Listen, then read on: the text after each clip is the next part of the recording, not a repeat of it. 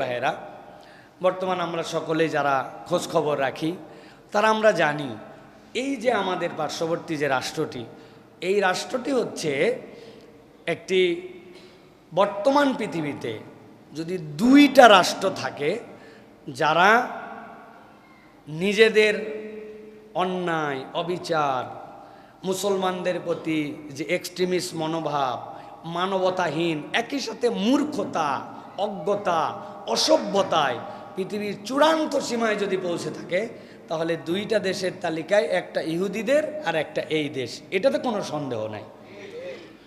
সাথে সাথে আরেকটা কথা বলবো প্রিয় ভাইয়েরা, এদের যে ফাঁপড়বাজি, এই ফাঁপড়বাজিটা কেবল নিরেট মুখের ফাঁপড়বাজি না, এটার সাথে জিওপলিটিক্সের অনেক হিসাব নিকাশ আছে।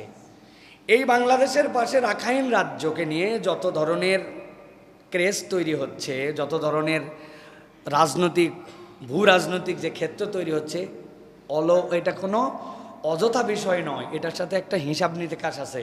ঠিক একই রকম পার্শ্ববর্তী দেশের যেই অঞ্চলের সাথে পাকিস্তানের বিরোধ, ওইটাও একটা জিওপলিটিক্সের বিরাট বড় পটভূমি আছে।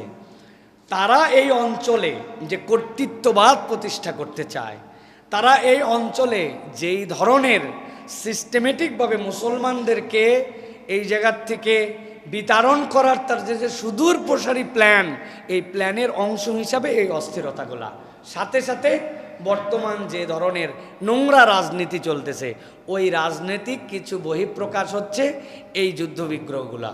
তবে আমার ক্ষুদ্র জ্ঞানে যতটুকু বলে যে এই যারা যুদ্ধ খেলা দেখায়, এই যুদ্ধ খেলার ম্যাক্সিমাম তো তাদের ফিল্ম ইন্ডাস্ট্রির মাধ্যমে হয়।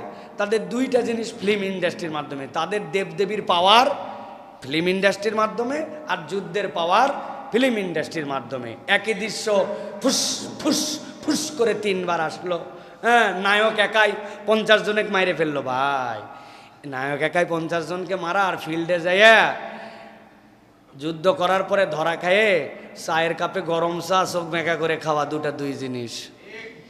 অতএব এই যুদ্ধ বিগ্রহ আমরা প্রথমে বলবো যে এগুলোর সাথে আমরা চাই না এগুলো হোক, সাথে সাথে কোনো জায়গায় কোনো সন্ত্রাসী আক্রমণ হোক, আল্লাহ রাব্বুল আলামিন এটা পছন্দ করেন না। আল্লাহ রাব্বুল আলামিন নিষেধ করেছেন যে এই দুনিয়ায় তোমরা ফাসাদ করো না।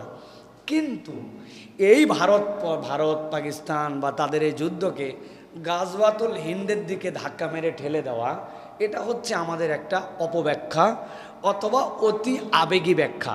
এটা তাদের রাজনৈতিক টার্ম, এটা তাদের পলিটিক্যাল টার্ম, এটা তাদের এক দল পতিত, তাদের কোনো শক্তি নাই।